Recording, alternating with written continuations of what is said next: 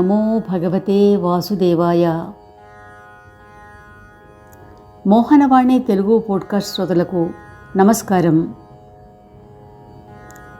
ఉపాధ్యాయుల సంక్షిప్త తెలుగు వచన శ్రీరామచరిత మానస నవాహ్నిక పారాయణము. సంకలనం శ్రీ ఉపాధ్యాయుల వెంకటేశ్వర్లు గారు. శ్రీ గురుభ్యో నమః. మహాగణాధిపతయే నమః. శ్రీ సీతారామాభ్యాం నమః. చరితం రఘునాథస్య శతకోటిప్రవిస్తరం ఏకైకమక్షరం పుంసాం మహాపాతకనాశనం. రామం రామానుజం సీతాం భరతం భరతానుజం సుగ్రీవం వాయుసూనుం చ ప్రణమామి పునః పునః. కాకభూషుడి ముని గరుత్మంతునకు భగవన్మాయ గురించి విశదీకరిస్తాడు. శ్రీరాముని అద్భుత లీలలు వర్ణించి వివరిస్తాడు. బాలరామునితో తన సాన్నిహిత్యము, తన క్రీడా వినోదములు, కనులారా తాను గాంచిన శ్రీరాముని అద్భుత మహిమలు, శ్రీరాముడు తనకు ప్రసాదించిన ఉపదేశములు, వరములు, గరుత్మంతుని కోరికపై తన పూర్వజన్మ వృత్తాంతము తెలియజేశాడు. అది నిన్నటి రోజున మనం విన్నాం. ఇక ఈరోజు కాకభూషుడి ముని గరుత్మంతునకు చెప్పిన కలియుగ ధర్మములు సంక్షిప్తంగా విందాం.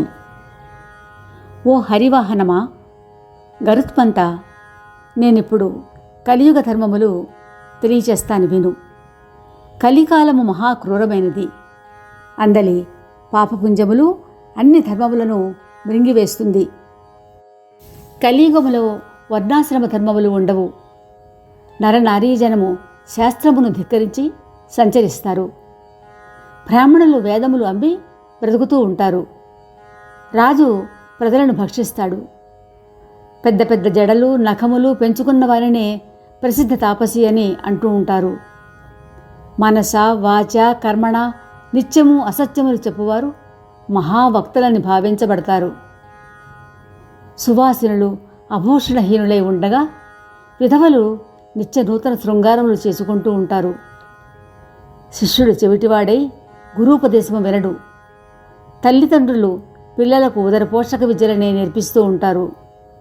శూద్రులు బ్రాహ్మణులతో బ్రహ్మజ్ఞానం తెలిసిన వాడే బ్రాహ్మణోత్తముడు కనుక మేము మీకన్నా ఏమి తక్కువ అంటూ కన్నులు ఎర్రచేసి బెదిరిస్తూ ఉంటారు.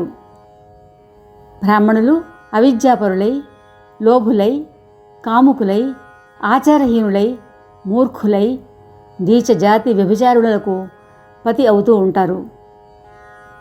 శూద్రులు అనేక విధములైన జప తప వ్రతములు చేయుచు వ్యాసగద్దెపై కూర్చొని పురాణములు చెప్తూ ఉంటారు. మానవులు మోహవశులై వేద సమ్మత జ్ఞాన వైరాగ్యయుక్త హరిభక్త మార్గముపై నడువగా అనేక నూతన మార్గములు సృష్టిస్తూ ఉంటారు. పురుషులు పరమ సాధ్వి, ఉత్తమ కులజాత అయిన స్త్రీని ఇంటి నుండి వెడలగొట్టి దాసీని తెచ్చుకుంటూ ఉంటారు. ఎంత నీచ కులస్థుడైనా ధనవంతుడు ఉత్తమ కుల సంజాతునిగా ఎంచబడతాడు. జంతెము వేసుకున్నవాడు బ్రాహ్మణునిగా, దిగంబరుడు తాపసిగా ఎంచబడుతూ ఉంటాడు. వేదశాస్త్ర పురాణములను అంగీకరించని వారే కలియుగములో హరిభక్తులుగా, నిజమైన సాధువులుగా ఎంచబడుతూ ఉంటారు. పక్షిరాజా, కలియుగములో కపట దురాగ్రహములు, కామ క్రోధ లోప మదమాశ్చర్యములు, పాషండములు బ్రహ్మాండమంతటా వ్యాప్తి చెందుతాయి. ఇంద్రుడు భూమిపై వర్షము కురిపించకపోవుటచే ధాన్యములు పండవు. స్త్రీలకు ధర్మముపై ప్రీతి ఉండదు. మానవులు రోగపీడితులై సుఖానందరహితులై ఉంటారు. దుర్భిమానులై అకారణముగా పరులను ద్వేషిస్తూ ఉంటారు. 5-6 ఏళ్ల అల్పజీవితమునకే కల్పాంతము వరకు తమకు నాశనము లేదు అని గర్వముతో ఉంటారు.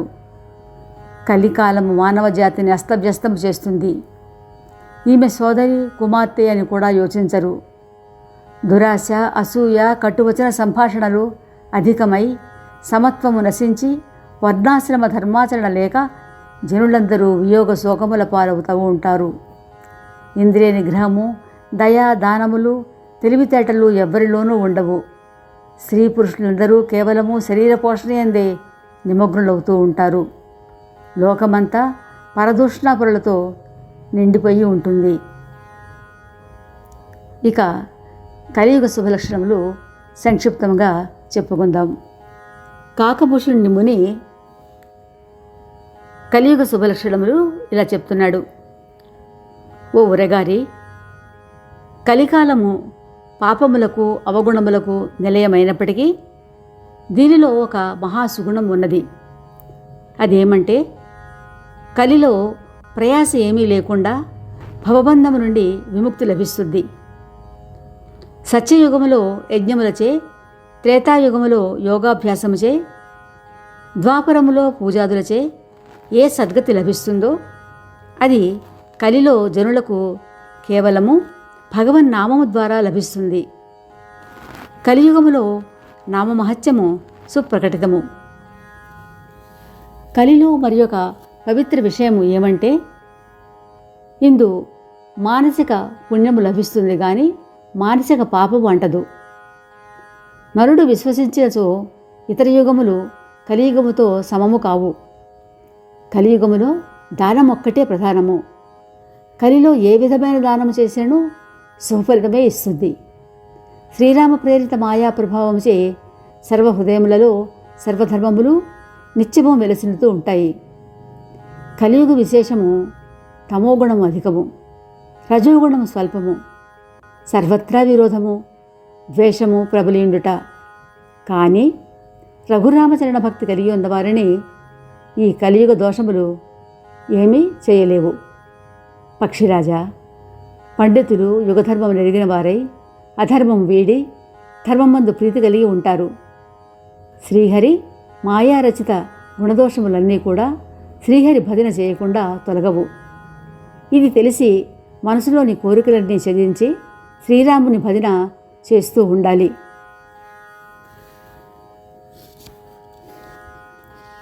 ఇక కాకభూషుడి పూర్వజన్మగాథ ఇలా చెప్తున్నాడు.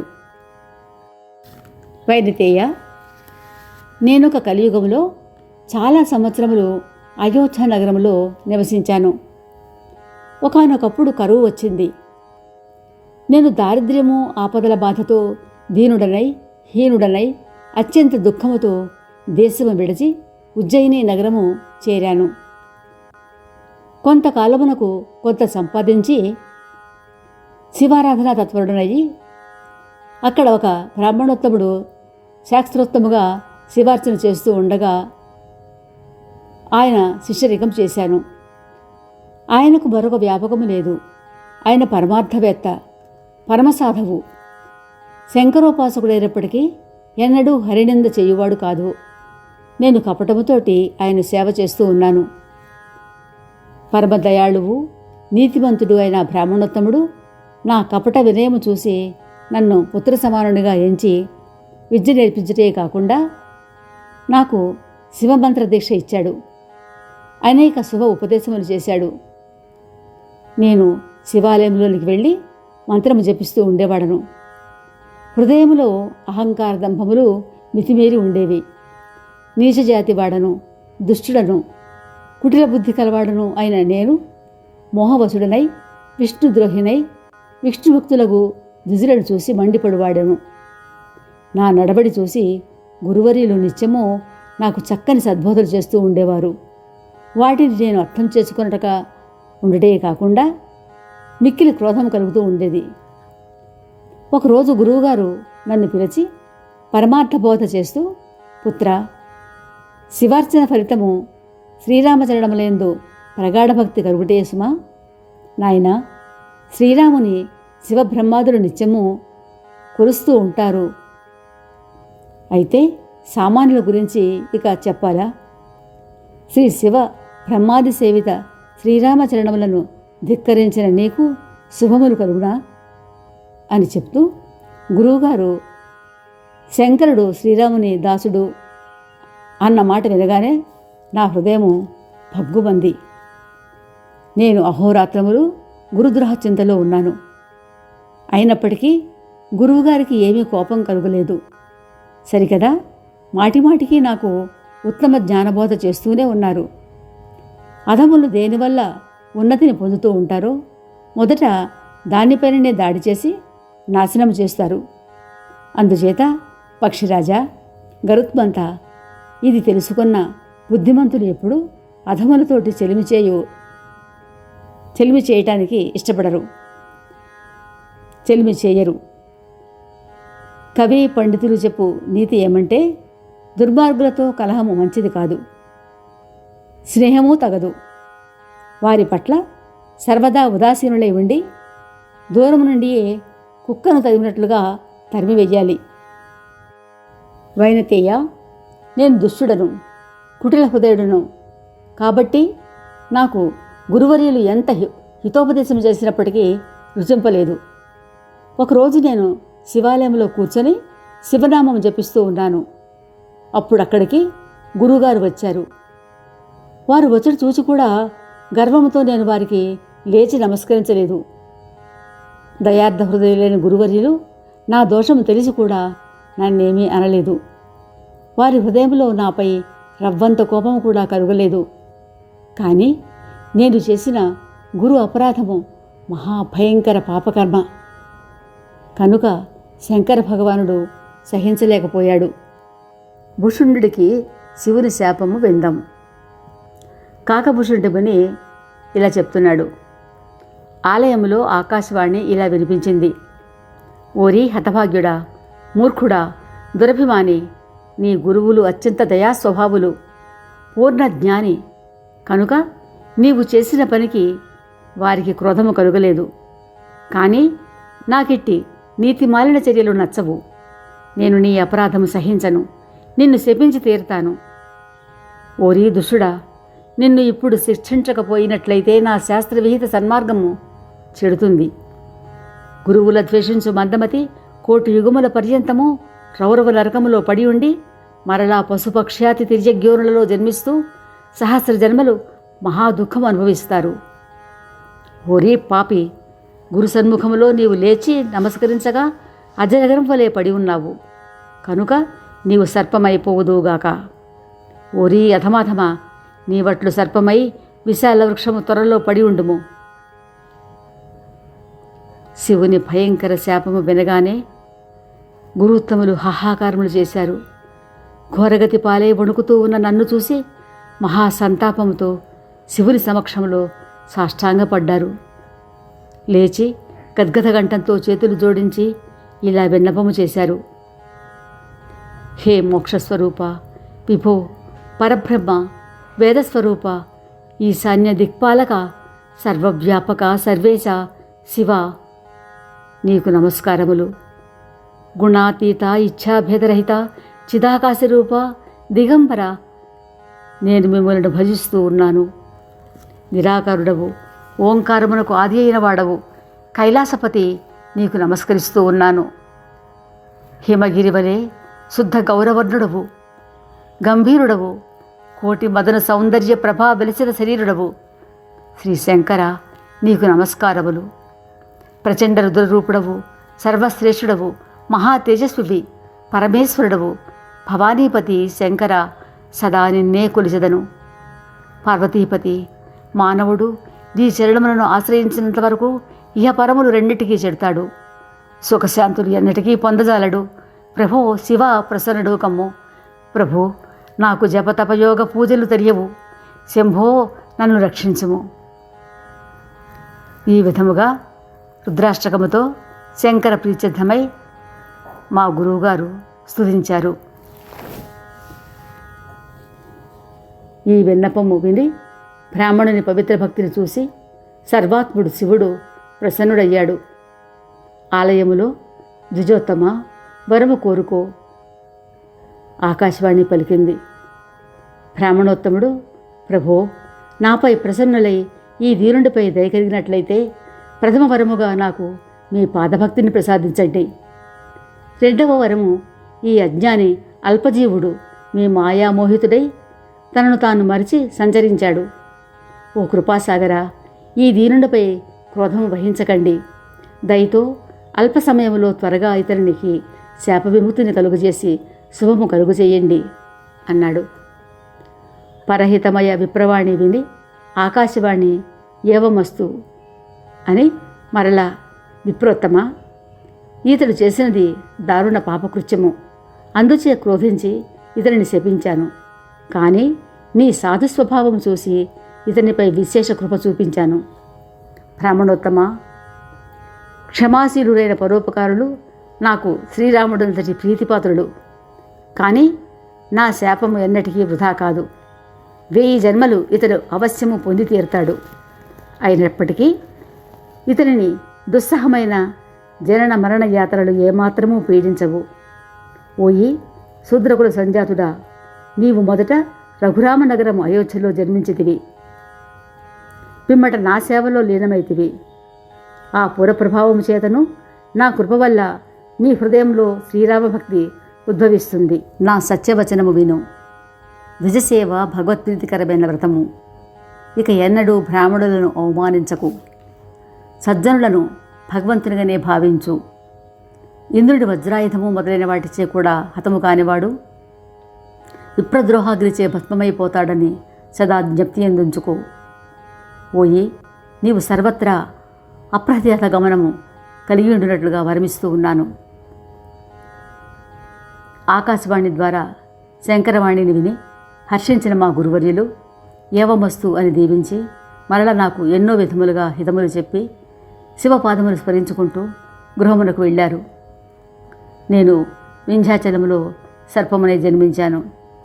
కొంతకాలమైన తరువాత ఏమీ కష్టపడకుండా ఆ శరీరము విడిచాను. నేను ఏ శరీరము పొందినప్పటికీ దానిని సునాయాసముగా విడిచేవాడను. ఈ విధముగా శివుడు వైదిక మర్యాదను కాపాడాడు. పక్షిరాజా, ఈ ప్రకారము నేను అనేక జన్మలు ఎత్తాను.